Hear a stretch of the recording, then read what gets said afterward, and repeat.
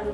వారు మధుసూదనుని ఉద్దేశించి, విప్రుడా, నీకు వచ్చిన కష్టమేమి, ఎక్కడికి వెళ్తున్నావు అని అడగగా, అతడు తన ఆవు పోయిన సంగతి, దానిని ఎవరైనా దొంగిలించినారేమో అని, ఆ దినం సిరిపురం సంత ఏముచున్నది, ఎవరు దొంగిలించినా ఆ సంతలోనే కదా అమ్ముకోవాలి, అందుకని అక్కడకు వెళుతున్నాను అన్నాడు. పోయి, మేము త్రిమూర్తులము, బ్రహ్మ విష్ణు మహేశ్వరులము, నీవు సిరిపురం సంతకు వెళుతున్నావు కనుక అక్కడ నుండి మాకు 1 పైసా గంజాయి, 1 పైసా ఆకు చెక్క, 1 పైసా నూనె తెచ్చి పెట్టవలసిందన్నారు. అయ్యలారా, నేను నిరుపేదను, చేతిలో పైసా అయినా లేదు, మీరు కోరిన సరుకులు ఎలా నేను తేగలను అన్నాడు. విప్రోత్తమ, విచారించకు, అదిగో గోరింటాకు పొద కనిపించుచున్నది, దాని మొదల్లో 3 పైసలున్నవి, అవి పట్టుకు వెళ్ళి మాకు సరుకులు తెచ్చిపెట్టు అన్నారా త్రినాగులు. మధుసూదనుడు వెళ్ళి ఆ పొదల్లో గల 3 పైసలు తీసుకున్నాడు.